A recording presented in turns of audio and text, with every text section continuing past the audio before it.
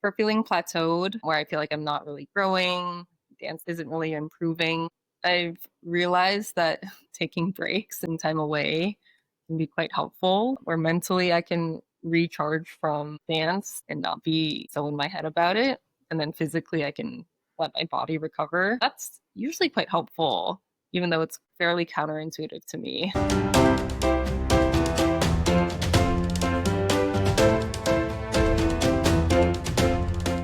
Hey everyone, my name is Priscilla Piper, and welcome to the Decision to Dance podcast. Today's guest is Naomi Chan, who is 28 years old, based in San Francisco, and is a psychiatric nurse practitioner. I'm so excited for you all to listen to this episode. Thank you so much for being here. It means the most, and we will go ahead and get into today's episode.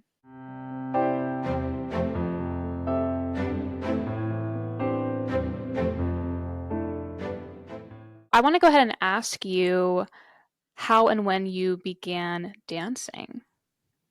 I began dancing in college, so that was around 8 years ago at this point. My friends were joining a cultural dance group, and I wanted to do what they were doing and just followed along. And then 8, 9 years later, here we are still doing it. So I really just fell into it as something to do on a school day. Um, but yeah, I think it's been really wonderful to keep doing, and I think I kept with it and was able to do many different styles of dance and um, build and grow my community through that.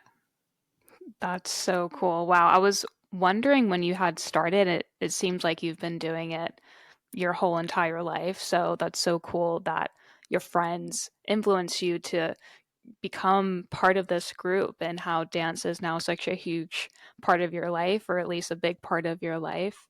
So can you talk a little bit about the social dance group that you are part of? Yeah, the one I got started on was at Vanderbilt. I honestly don't remember the name, but it's part of a bigger cultural dance showcase where we do more like Southeast Asian dancing and East Asian dancing. Something I really wasn't familiar with before, but it's a huge performance. It like, sells out every year, and it's just a huge part of the cultural fabric at Vanderbilt. And so then from there, you started taking classes. So talk to me a little bit about how you went from becoming part of that group and deciding I want to actually take drop-in classes. So I started dancing in the cultural group. I really enjoyed it because I think because I did a lot of performing arts in high school and did more like marching band and orchestra. But I also really like sports. I did like track and swimming. So I think it was a really good mix of those two interests, something that was very physical, while also really valuing mm, performing arts and artistic artistry.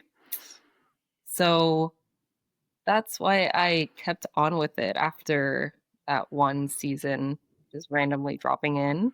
Um, and it definitely built a very strong community as well through that. So then after the season ended, I still wanted to continue to dance. And I went back home for the summer, home being in the Bay Area in California. And in the Bay Area, I feel very fortunate to have access to a lot of classes and a lot of different styles. And one of the dance groups there holds a lot of summer workshops. So I was able to take a lot of drop in classes from there and kind of build a similar fulfilling community and get that same fulfillment from artistry and um, physical activity. So that's where the drop-in classes started, was actually just back in the Bay Area. And then every time I would come back to Nashville, once Millenium Dance Complex opened up, which I was also super grateful for, I was able to shift that over there as well. So yeah, that's kind of how it started. I think that's cool that you were able to learn and be a part of different communities, dance communities as well. Um, is there something that you've taken away from each community? Like, would you say being a part of different dance communities has shaped you as a dancer?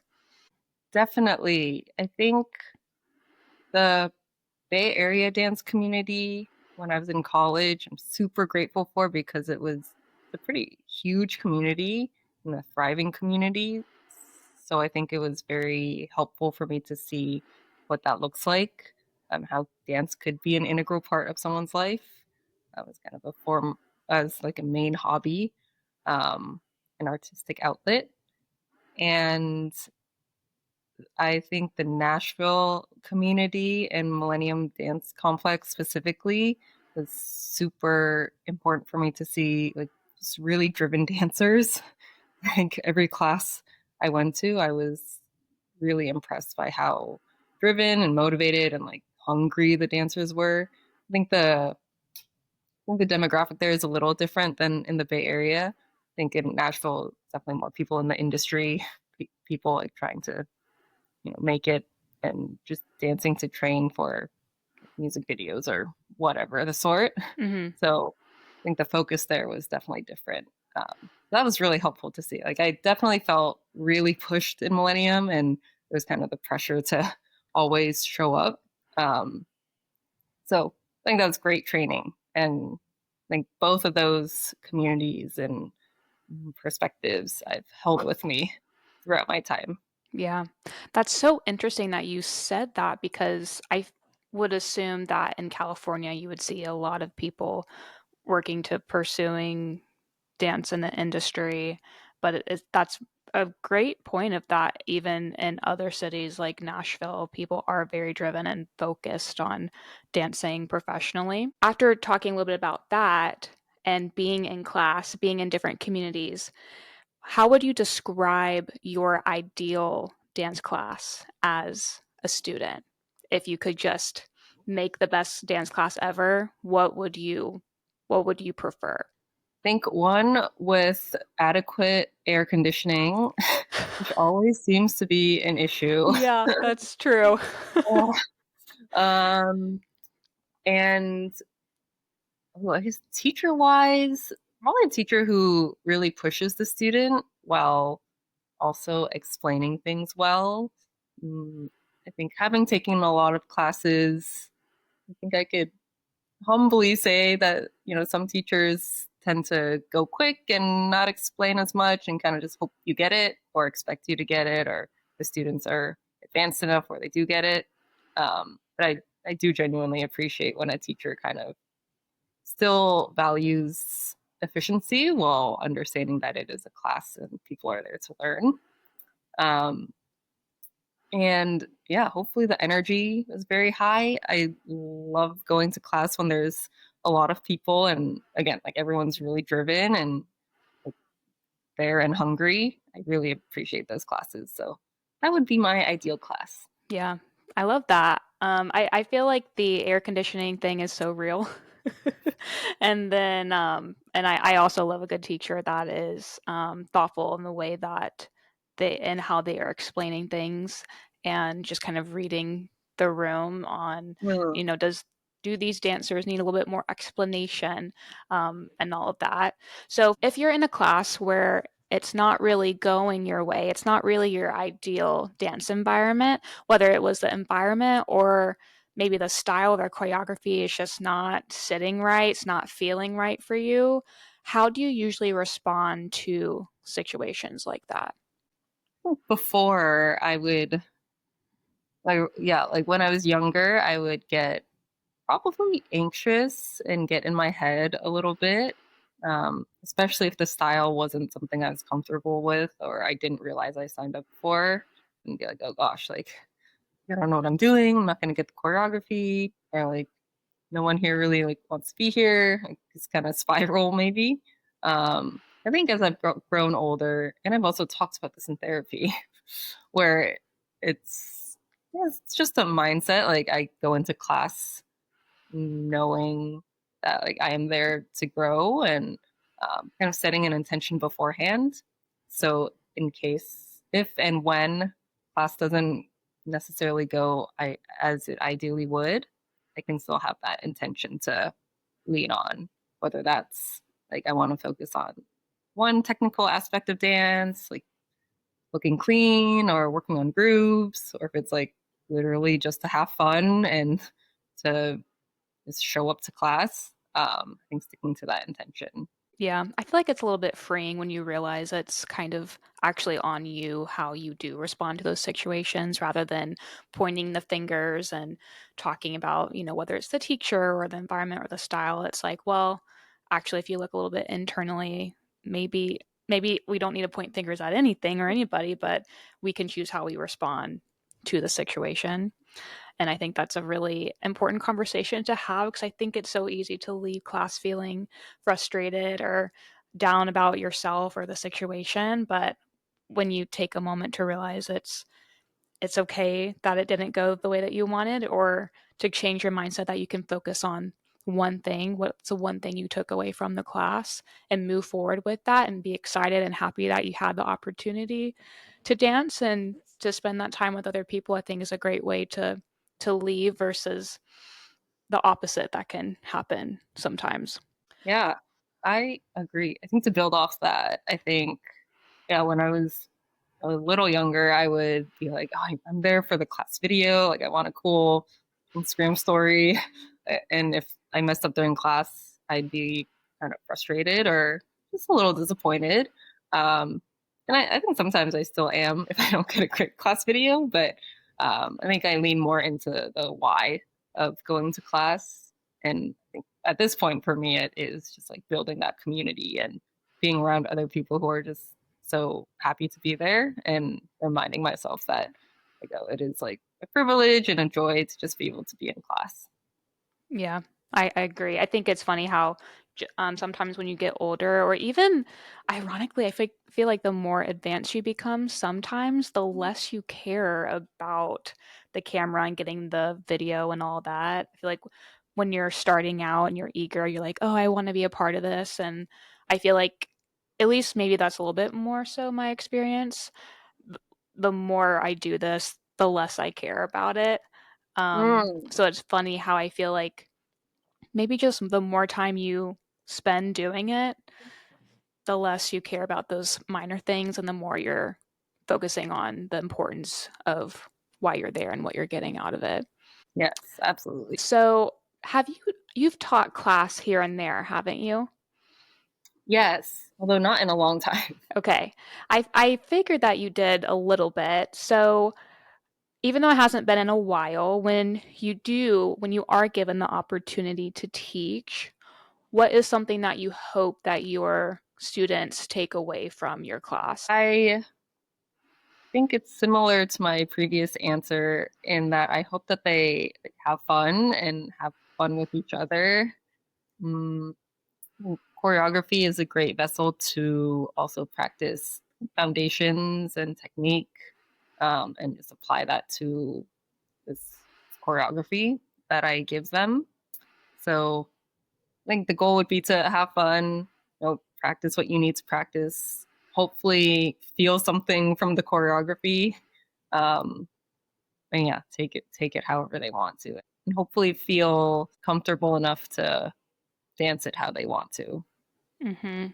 Yeah, I feel like that's so important, being able to leave class feeling that way. I feel like I'd love to hop in your class. I've seen a little bit of the stuff that you've done. I'm like, "Oh my gosh, it's so intricate and detailed, and it seems so challenging," but I'm like, "Oh, I want to take the challenge it take the challenge and see what happens." I think you could totally do it. I have no doubt. Thanks. So you have also done a little bit of like choreography, of course, and then you've also done a couple of concept videos as well for yourself and to share with other people. Can you talk about how and when you started to create for yourself after starting dance in college? It was probably 3 to 4 years in where I started choreographing. Mm, and I think that was definitely influenced by the Bay Area dance community. I think the college students there tend to have their own teams and choreograph their own performance sets. So it felt like everyone over there was doing it. So I think I had a great model to build off of. The reason I started to do it was definitely to express myself how I wanted to express myself. After learning all these fundamentals, a lot of choreography from other people, it's great to learn and build off of. But then realizing that dance was a great creative vessel to express myself as well.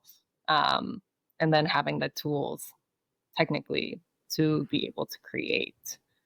So I think it was a mix of wanting to express myself how I wanted to, and then also having learned enough to be able to execute it the way I wanted to. Yeah.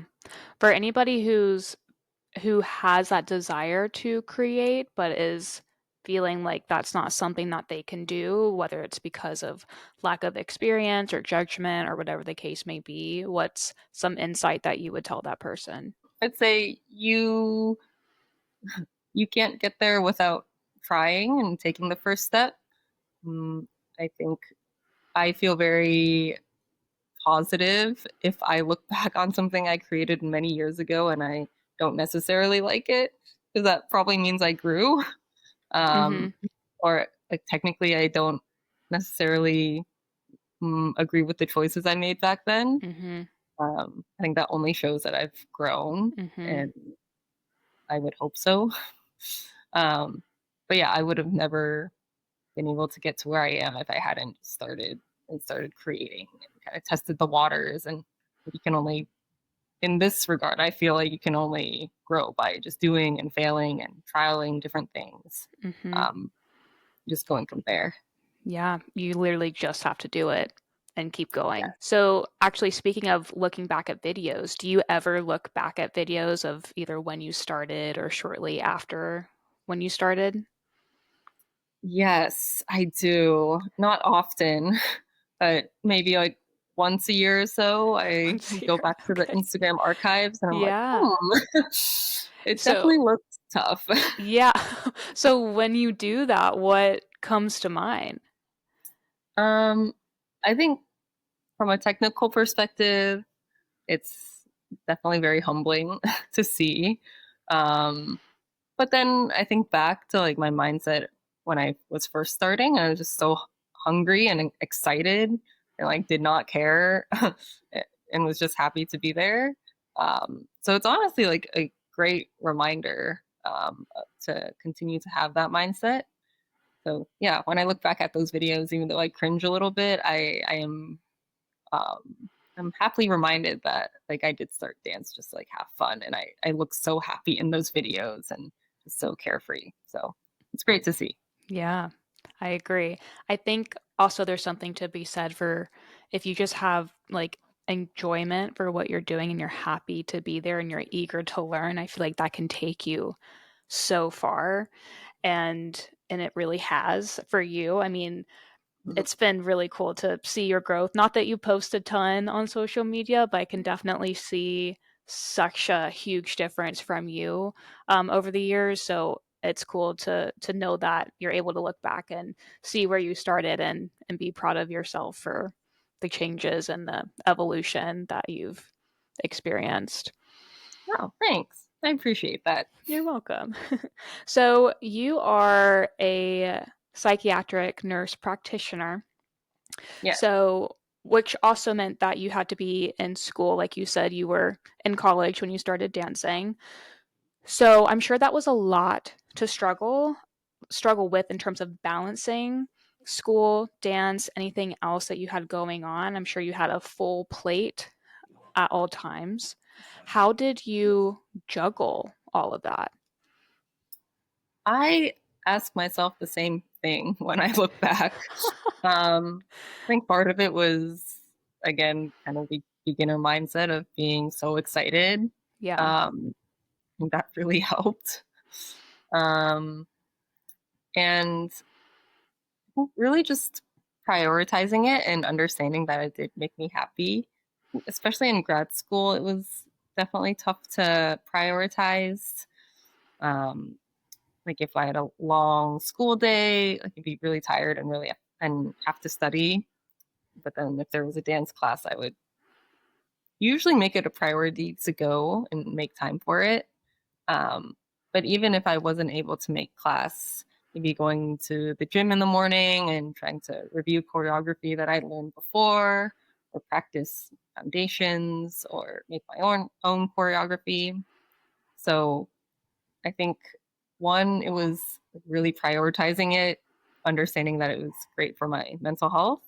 And then two, if I wasn't able to prioritize specifically dance class, like still finding avenues to practice during the time slots I could. Yeah. And that avenue can take, I mean, however much time you want it to take, but sometimes it doesn't have to be this in-depth, super long commitment that you have to do. I think sometimes just doing something for like 30 minutes can really make a huge difference in your mood and how you're feeling physically and all of that. So for somebody who has, I would imagine, probably a mentally challenging and just overall challenging job at times, why is it important to do something that you love outside of your work? Hmm. I think you answered it where yes, because it is so mentally it can because it can be so mentally taxing, it's important for me to remember that there are other emotions that I can feel, including like joy and like love for the community. Um, yeah, it's just a great break from daily work. I definitely, there are nights where I think I should skip because after work I'm quite drained. But then every time I decide to go dance, I feel so much better afterwards. And I'm so glad that I went. And then every time I kind of decide to take a rest tonight and just not do that because I'm tired from work, I end up feeling not as great. So Mm-hmm. I think I try to remind myself that I really do just have to make it to the studio, show up, and I trust that I will have a good time. Mm-hmm. Yeah. I remember having times where I felt like emotionally I was like crawling to the dance studio Yes. after work, just like getting myself there. And but once I got there and was able to take class, I feel like I left feeling like I was on a high and started my day the next day on a high, and then was just like a continual the next day, same thing. And then I feel like it got me through, my job and what can be, challenging times as well. So I think that's great advice of prioritizing, um, doing the things that you love. So you talked about Steezy as a resource that you've utilized. Can you talk a little bit about how you have utilized that virtual class resource? Yes. Yes. Like you said, it's Steezy's a virtual class online resource. I don't have a one liner of it off the top of my head, but basically, you pay a subscription and you're able to get access to hundreds of videos that are basically virtual dance classes. Um, yeah, I've utilized it. Truthfully, I utilized it when I had COVID a lot since I couldn't leave the house. Um, and then after that, I started using it maybe like once a month, just not often, but I think every time I use it, I'm impressed by the level, the quality of teaching. They break down the moves really well, and the platform is set up where you can view things from the back or view things mirrored. So it's really well designed. And I definitely use it when there's like more fundamental movements that I'm not familiar with because I feel like those aren't as accessible in dance class spaces or like beginning house. Like that class in particular, I think is really helpful because that Mm-hmm. teacher like, breaks things down one by one. Like, what is your chest supposed to be doing? What are your legs supposed to be doing? I feel like that's something I struggle to find in a dance space. Mm-hmm. So definitely like the fundamental classes, I really enjoy since they're super helpful there. Mm-hmm. I feel like those are type of classes that are hard to come by. I'm not sure what it's like in the Bay Area. I feel like in larger cities it's probably a little bit easier to come across, but I do feel like those are classes that tend to lack a little bit. So it's really good to know that there's options online where you can at least supplement what you're doing in person and be able to take those foundational classes online. I actually haven't done Steezy, but I've had multiple people talk about it through the Hmm. podcast. And so now I'm like, oh, I need to do it, especially to do those foundational classes because I'm definitely needing those. So that's cool that you've been able to utilize that and just add it to your as part of your dance routine. Yeah. And I think it's great that you can also start and stop it and rewind. And sometimes in dance classes, I'm the one in the back being like, wait, like I did not get that. Yeah. And I'm like, please, next Uh-huh. one, repeat. Yeah, for So it's sure. great that Daisy can start, stop, and pause and rewind rather. Yeah, absolutely. That's definitely not something you can do in class in person. Something I also want to talk about is overcoming roadblocks. Is there like a difficult time within dance that you've come across and experienced? And if so, how did you overcome that? Definitely. I think in the past 4 or so years, I've experienced more roadblocks. I would say typically pertains to feeling like I've plateaued, or getting rejected from teams. Those are the two main avenues for feeling plateaued, where I feel like I'm not really growing, dance isn't really improving.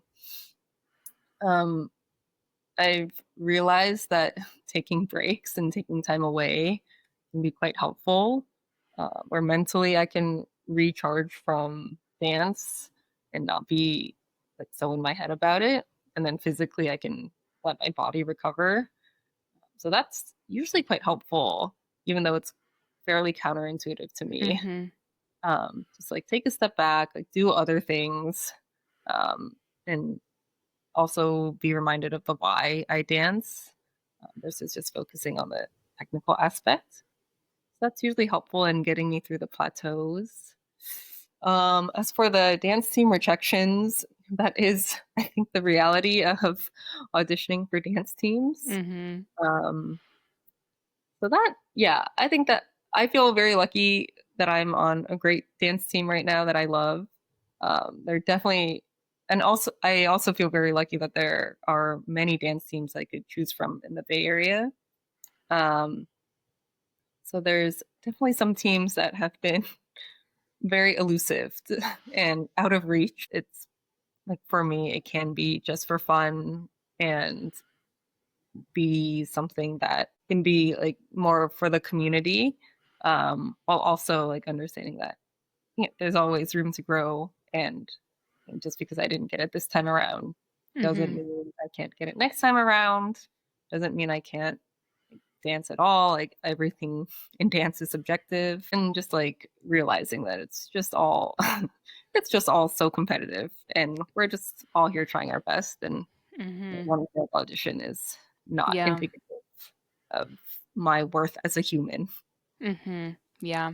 I think another perspective could be too is like how cool that you're able to be around so many like advanced dancers and to be able to hold yourself up to that standard and learn from other people because it could be the opposite, you know? And I think it's really cool when you're able to surround yourself with incredible advanced dancers and try to hold yourself up to that standard. However, that doesn't mean that the rejection feels any better when that does happen. But who knows what the future will hold? And like you said, and like we talked about, you may look back in a year or two or more and be like, "Look how far I've come," and and you will probably continue to grow even more than you would have even thought so. But sometimes those plateaus just happen and it's part of it. But it's funny how taking a step back really can help with that. I feel like sometimes when people take a step back and return, it's like they just become better automatically. It's kind of weird. I think it's like, I don't know, just like getting out of your head kind of thing and not comparing yourself as much anymore. Um, But also what a like good reminder that we're all still working through things and we don't always have the answers, and it's just part of the process too, growing and learning as a dancer. So can you talk a little bit about the team that you are on currently? Yes, the team is called Pursuit of Passion. It's based in San Jose, California, and it's a competitive dance team focused on hip hop, very groove focused, I would say. Mm, and we competed 3 times this year, twice in LA. Yeah, it's a group of great people, really driven and goofy dancers, and we all get along great. I think to your point, yeah, I feel very lucky that I'm able to be surrounded by them and be pushed but encouraged every single day. That's cool. So how often do y'all practice? We practice twice a week, and one of the practices is 3 hours, and the other is 2 hours. Gotcha. Cool. So not too time consuming. I'm sure that could like change and vary depending on what's going on, but with I feel like very reasonable considering all the other stuff you have going on as well. But that's cool that you are able to be a part of sounds like a really great community where you're able to challenge yourself and perform. I feel like that opportunity is not always given to people, so that's very cool. Since you have performed on stage multiple times, is there something that you do to like prep yourself beforehand mentally or physically, or do you just kind of go in and see what happens, or is there something that you like to do to get yourself excited and in the headspace to perform on stage? Ooh, good question. I think usually I I try to close my eyes and take a half nap before I go because I think that helps like calm down my nerves. Um, and helps actually get me more focused. Um, Typically, if I'm being honest, my pre-competition routine, like right before we're going on stage, is probably running the choreography in my head. Although people say not to do that, Mm-hmm. and just to relax. Um, yeah, and just being very conscious to stay calm before the performance. Um, I think it could be very easy, at least for me, to start get excited, so to get the adrenaline rush. But being very mindful and like staying calm, remembering the key points and things I want to hit during the performance, um, and then taking it like second by second and not like thinking too far ahead. Mm-hmm. Yeah, just staying present within yourself and embracing the moment that you have in every second, because also it does go by so quickly too. I feel like you're prepping and then you get on stage and you're off and it almost feels like it never happened. So to enjoy that process, I feel like it's really important. Yeah, and I think right before we get on stage, it's all of us like clumped backstage, trying to not to be seen. Um, I think that moment I really enjoy because we usually just look around and see everyone on the team and feel at least a sense of gratitude that I'm here with them. And that usually helps with the performance of just like having fun, smiling. Like ultimately, it's not that deep and it's just dance. And Hmm. um, just remembering that it's just such a joy and privilege to be able to perform on stage. Yeah, and to do it with your friends too and people that you enjoy being around and care about too, I feel like makes it all even better.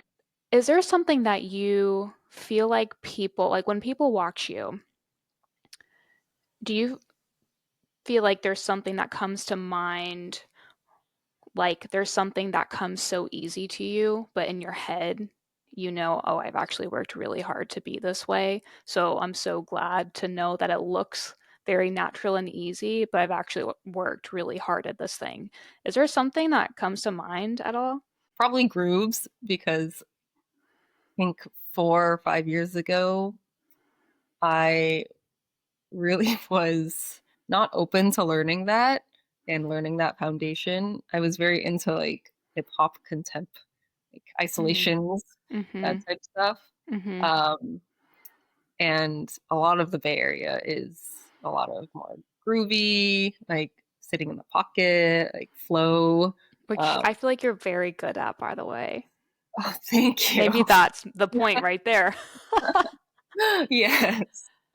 Um, yeah, I do think that goes to show that I've grown because yeah, I think like 5 years ago I was both not great at it and like not open to learning about it. But then over time, seeing how important it was as a foundational movement, um, I think yeah, now I feel very comfortable doing grooves, but definitely that was through years of not wanting to do it or practice it. That's funny. Wow. Yeah, I love that because I think so many people can watch other dancers and be like, "Oh my gosh, you're so good at X, Y, and Z," but then in the back of our heads, we're like, "Thank you, but I've worked really hard to get there." So thank you for acknowledging that, and I love how I even like said it because I was watching your videos a little bit from what I saw, and one thing that I wrote down is that you are so good at being in the pocket. It's like really impressive. I feel like your understanding of music is really like in tune, and it's really inspiring to watch, and it makes me realize how much better I can be at like understanding and really listening to the music when I dance. So that inspires me to get started because I never would have imagined that that was something that you didn't want to even work on, let alone had a ton of experience in. Yeah. Oh, I appreciate that. You're welcome. So, what are you working on right now? Whether it's dance, personal, work related, anything that you're focusing on? Mm, for dance, we have our end of year showcase. So we're just working on that right now. I'm choreographing just a little bit, like literally 5 8 counts Okay. of one piece. Okay. Well, that's still At least something. 4 8 counts. Yeah. It's kind of the first time I've choreographed in a long time. So that was actually quite fun to do. Mm, and aside from that, audition season is coming up yet again. So we'll Okay. be prepping for that. In terms of other things in life, I've been trying to make my apartment into like an art gallery basically just by putting Cool. up a bunch of art. So I've Uh-huh. been going to thrift stores like every week and trying to find like a painting to put up on my wall. I think it's going great, but that has been my recent fixation. I Like love go to that. thrift stores and try to find art.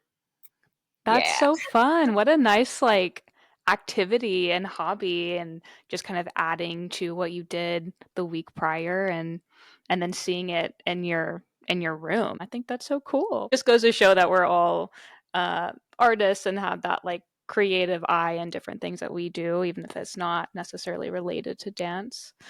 So the last question I want to ask you, so let's say you are coming out of work and you're on your way to a dance class. You just changed into your dance clothes, you have your dance bag, and you get into an elevator. I don't know if there's an elevator at your work or not, but we'll say there is one.